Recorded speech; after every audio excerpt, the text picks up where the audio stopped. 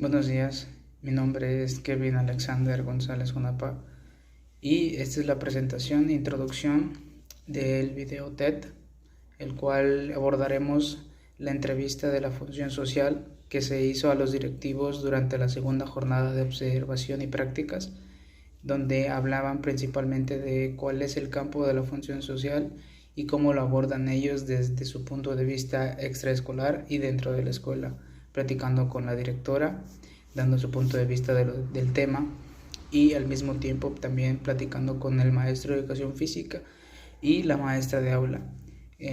La breve introducción nos presentamos también las exposiciones que se hicieron durante el parcial, hablando primero de las características de la organización y sus funciones, sus principales funciones.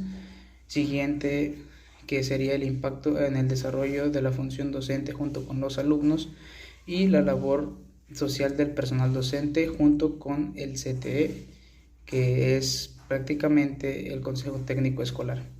Así que teniendo en cuenta estos puntos vamos a presentar principalmente las características de la organización, que nos hablan primordialmente de cómo se maneja todo esto dentro de la escuela y cómo se va relacionando junto con los maestros y alumnos y dirección del plantel, sin dejar de lado los propósitos de toda esta investigación y esta presentación.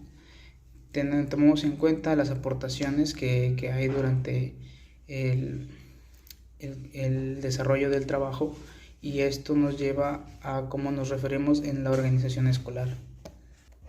A continuación presentaremos el primer tema.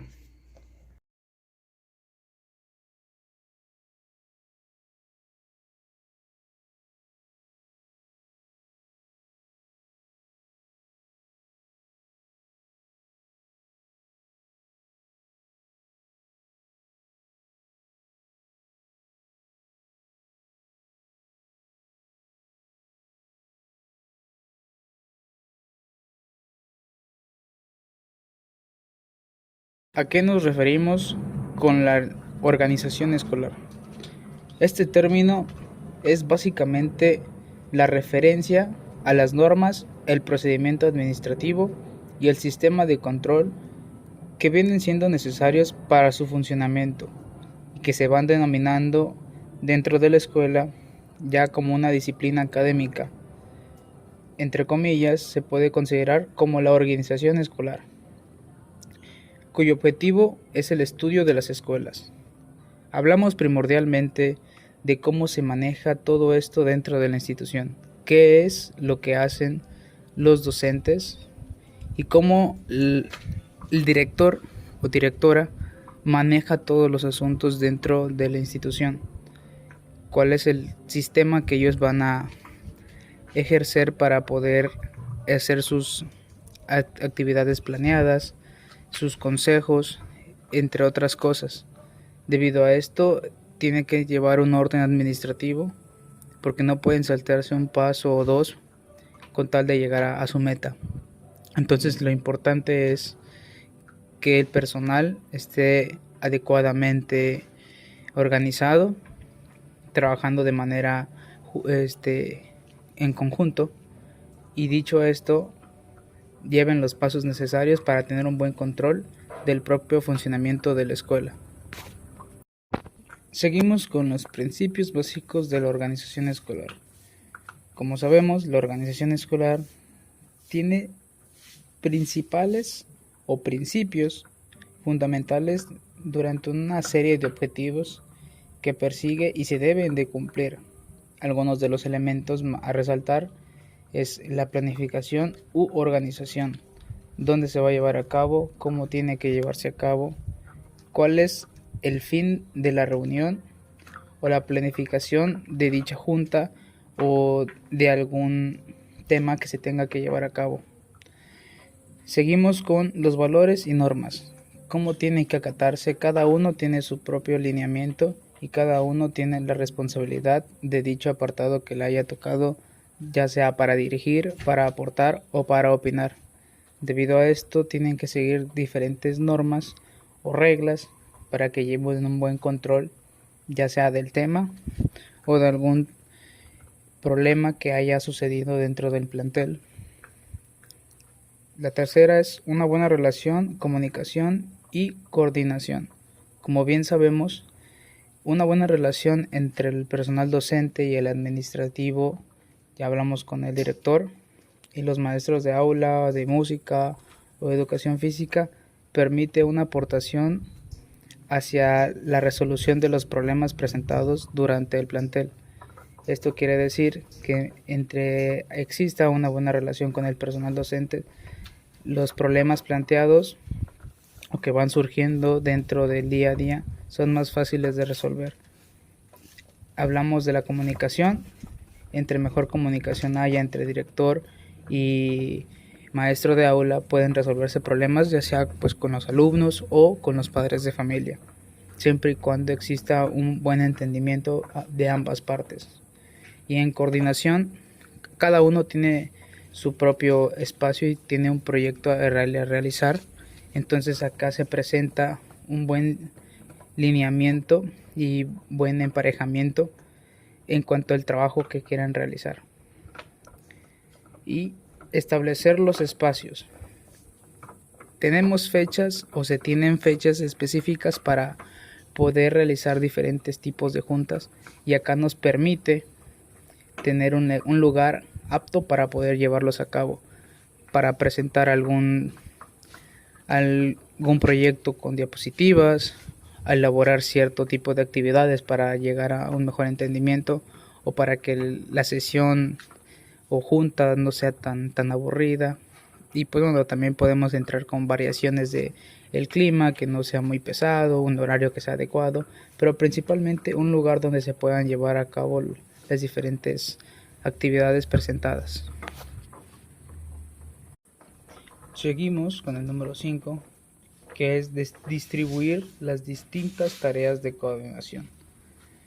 Cada uno de los integrantes de la escuela, hablamos de maestros de aula como de salón, de educación física, música o actividades especiales, maestros especiales, llevan a cabo o tienen un cargo dentro de dicha junta, a quienes les toca tener la parte más técnica o la parte más pesada, que es la información. Entonces la distribución adecuada de qué es lo que cada uno tiene que tener bajo su responsabilidad es muy importante.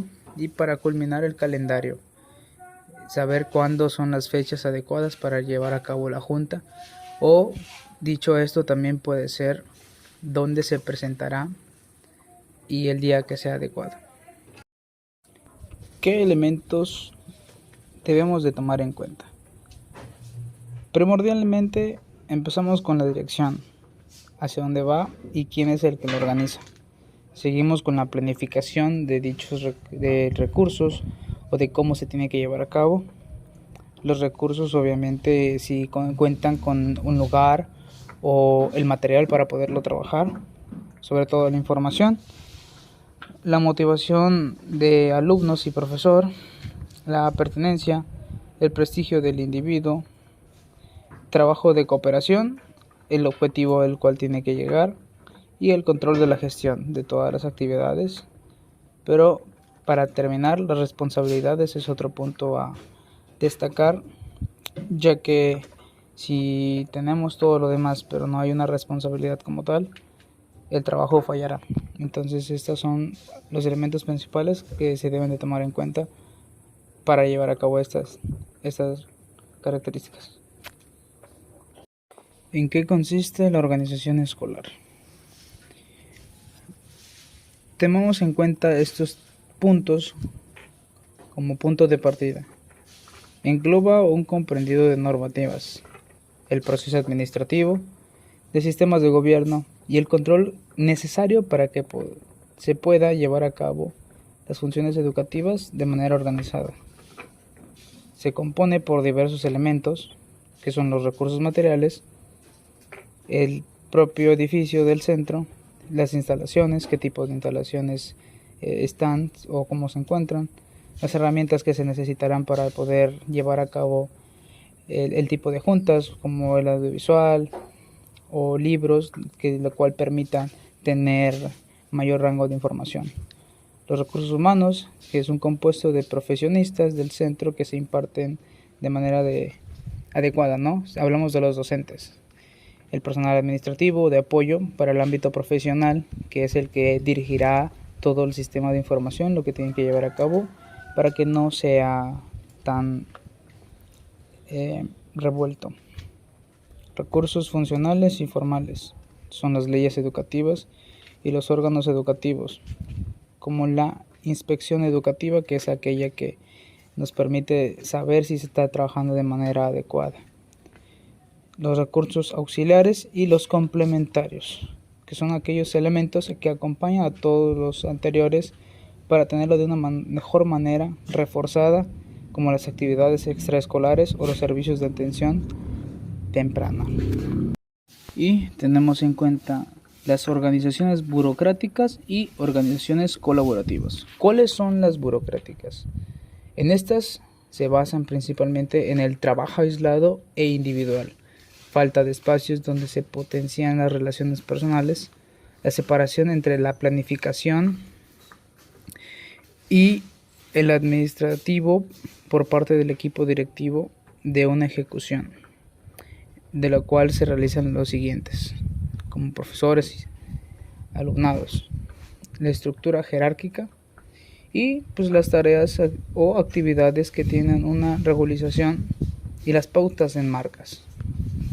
Entonces, la organización colaborativa son aquellas que reconocen la autonomía del profesor y su profesionalismo en el momento de ejercer la docencia dentro de su propio aula. Las decisiones que se toman de una manera unilateral, lo cual permite que todos los miembros participen. Las tareas y actividades llevadas a cabo donde parten del currículum y se realizan de manera cooperativa. Por último, la propia estructura es la que a través de diferentes órganos y elementos se van coordinando de forma en una participación en todos los docentes, familias y alumnado, que permiten que ambos trabajen entre ellos. Seguimos con el impacto en el desarrollo de la función docente y los alumnos. ¿Cuál es la unión que existe entre el docente y los alumnos? ¿Cómo se desarrolla esta comunicación y este enlace entre maestro-alumno, alumno-maestro, que va partiendo desde la formación, el expresarse como docente y como alumno captar esa información para resolverlo y hacer un aprendizaje que favorezca y nutra su inteligencia, empezando desde el docente, concluyendo hacia la formación del estudiante. ¿Cómo es el vínculo del maestro o del docente con el alumno? Es una clave en el cual favorece su desarrollo y su aprendizaje, y es a cada uno de los alumnos. Los docentes deben asumir la responsabilidad que implica esta conexión entre ejercer siendo un referente junto con el apoyo de los estudiantes que capten esta información para que en sí puedan facilitar su aprendizaje. Esto parte desde la niñez a la adolescencia, donde el maestro va formando esta parte, va formando esta unión entre el estudiante y consigo mismo. ¿Cómo influye el docente en su aprendizaje? Otra rama muy importante, el rol del docente. No solo debe ser el proporcionar la información que dan los libros, sino también controlar la disciplina de cada uno, siendo un mediador entre el estudiante y el ambiente en el cual él se encuentra. Esto forma parte fundamental, ya que es un guía del desempeño del alumno, mostrándole al mismo que es una gran fuente de conocimiento, que él puede hacer lo que él quiera siempre y cuando tome las decisiones adecuadas y tenga la intención de querer hacerlo. Además, transmite el aprendizaje para mantener un mejor rendimiento entre los estudiantes y consigo mismo. Aporta también el sacrificarse como contribuyente a la comunidad, además de aumentar el sentido de pertenencia, que es fundamental. Relación con la familia. Es inverosímil presentar esta parte. La relación con la familia es fundamental. Los valores que hay de casa son aquellos que se encuentran en la escuela, y cada uno de los estudiantes es un mundo o un universo por el cual conocer. Tienen diferentes capacidades y se presentan en el momento de su rendimiento escolar. Dentro del mismo debemos tomar puntos importantes, y como maestros, como docentes, tenemos que indagar y tener esa observación de cada uno de ellos para saber cuál es la mejor forma para enseñarles y sobre todo guiarlos hacia su meta. Los profesores tienen que ayudar a los niños, cada uno de manera positiva, sin menospreciar y hacerlos sentir mal. Es importante que también los niños tengan esta adaptación al aprendizaje. La manera en la que el docente enseña y explica es fundamental para que cada uno de ellos pueda tener una mejor recepción de este trabajo. Y sin dejar de lado, somos un espejo que es sumamente importante. Lo que nosotros hagamos, lo que presentemos y lo que nosotros vayamos a enseñarles, ellos lo van a obtener. Y esta es la manera más sensata de entender qué es lo que queremos hacer. Como maestro, ¿cómo puede cambiar la vida de los alumnos? Como bien decimos, las actuaciones de los profesores son un referente a los alumnos. Ellos perciben lo que hacemos, y también los profesores deben tener conciencia de qué es lo que tiene que trabajarse y cómo debe de presentarse ante ellos. La influencia es muy amplia, desde el método de cómo relacionarse a las actividades y valores de cada uno de ellos. Como bien sabemos, los maestros son conscientes de esto y se utilizan en el modelo de proceso de aprendizaje a través de la observación, en el cual es un conducto del sujeto. Actúa como un estímulo para generar conductos, pensamientos o actitudes semejantes entre otras personas que se observan cómo actúan. Pasamos a los factores involucrados en el rendimiento escolar. Tenemos 3 puntos importantes. El primero son las expectativas del docente hacia el alumno. El segundo son los factores exógenos. Y tercero son los factores endógenos. Cada uno menciona a qué se refiere y qué es lo que tiene que hacer. En las expectativas del docente hacia el alumno, nos dice que el docente se vuelve profeta, o prácticamente es a través de su palabra lo que se va haciendo realidad. El enseñar es parte de eso.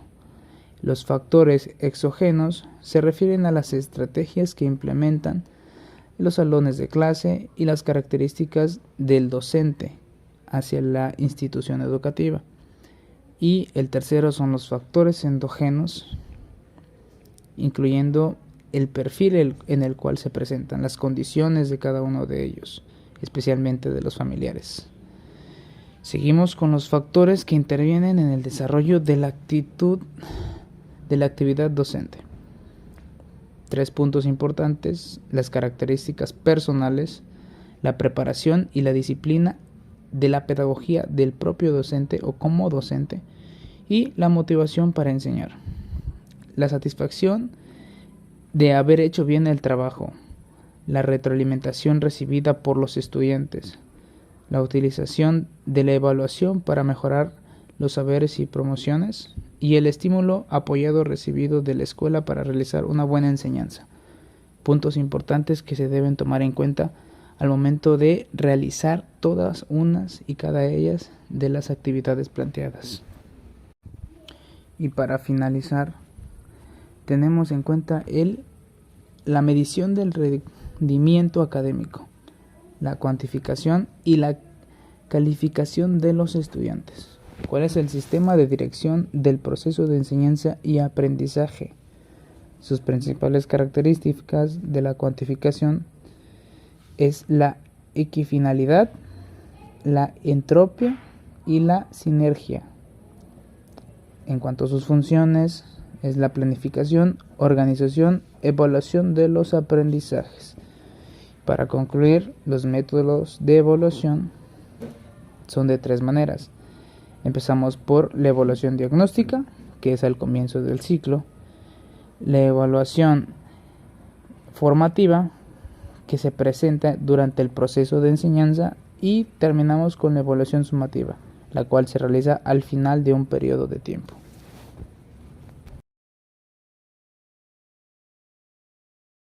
Seguimos con la labor docente o la labor social docente.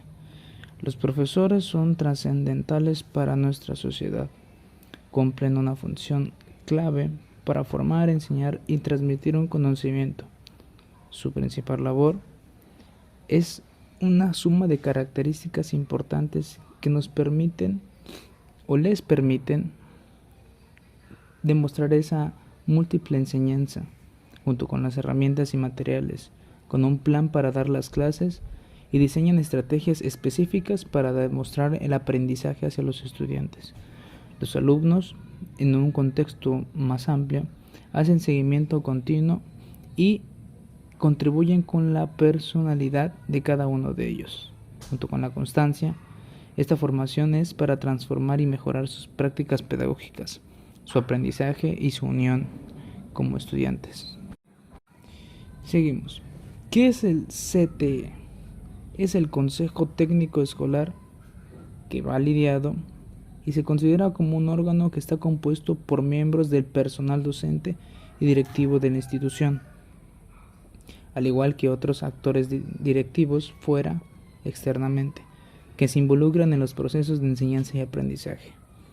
La relación entre el Consejo Técnico Escolar, CTE, y los miembros es llevar a cabo un proceso de análisis y toma de decisiones a través de una posible transformación en las prácticas docentes, contribuyendo primordialmente con los niños o adolescentes que logren alcanzar sus aprendizajes esperados.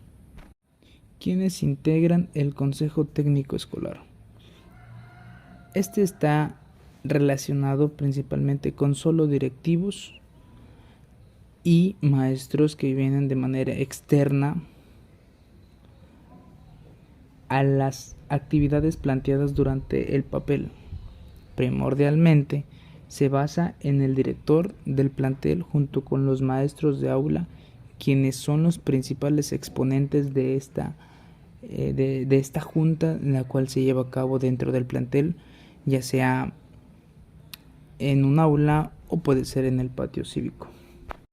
Y esto de manera externa, cuando no existe un consejo técnico en las escuelas que son separadas o están lejos o son de fuera, o tienen un maestro que solo es especialmente que da diferentes materias, se juntan diferentes escuelas y entre todas ellas hacen un consejo técnico, ya que en su escuela no hay uno, y se toman acuerdos y decisiones, empezando por y encabezado por la Secretaría de la Zona.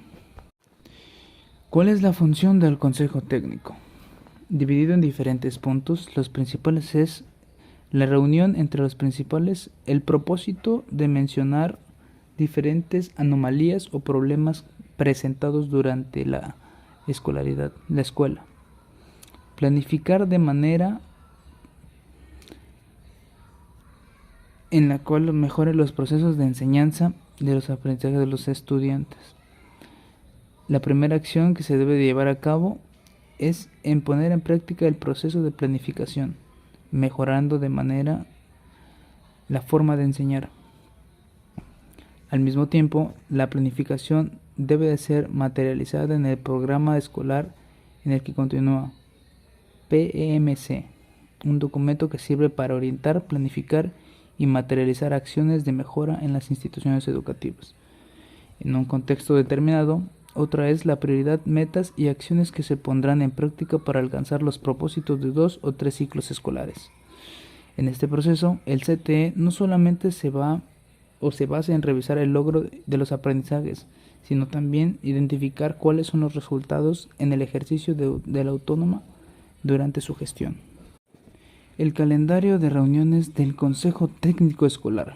El Consejo Técnico debe de realizarse en 13 sesiones que se lleven a cabo durante el ciclo escolar, que se dividen en dos fases. La primera se lleva a cabo en 5 días hábiles previos al comienzo de cada ciclo escolar para la fase intensiva. La segunda fase se comprende de 8 días que se distribuyen a través del ciclo escolar para la fase de ordinaria.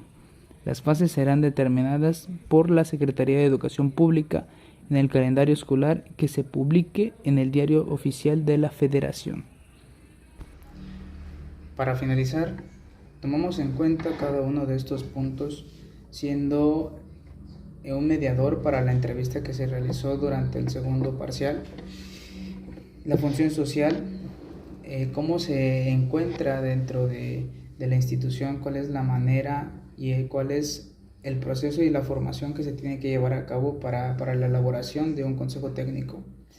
Durante las presentaciones vimos las características principales de la organización y son las mismas que se mantienen dentro de la institución, ya que pues si no están o si no existieran, no habría como tal un control para tener una meta o un objetivo como tal. Vemos también las funciones y cómo son y la implementación de las mismas. Al mismo tiempo también durante las entrevistas podemos percatar cuál es el impacto del docente en el desarrollo del estudiante. Uno de los temas principales vistos durante las exposiciones, cuál es la relación que hay entre alumno y maestro, cómo influye el hecho de la presentación del docente, de la actividad, de cómo se presenta ante ellos y cómo influye también su función social, que es de manera externa durante los problemas, si tienen algún conflicto durante el horario de clases, y la relación también entre los padres junto con el maestro, ¿no? Cómo es la comunicación, que tiene que ser buena, tiene que llevar un proceso, y sobre todo que el director o directora del plantel tenga conocimiento de dichas funciones, ¿no? Por cualquier problema que llegara a pasar o por cualquier cosa que llegara a necesitar ayuda del docente, el director debe de estar al tanto de todas estas acciones.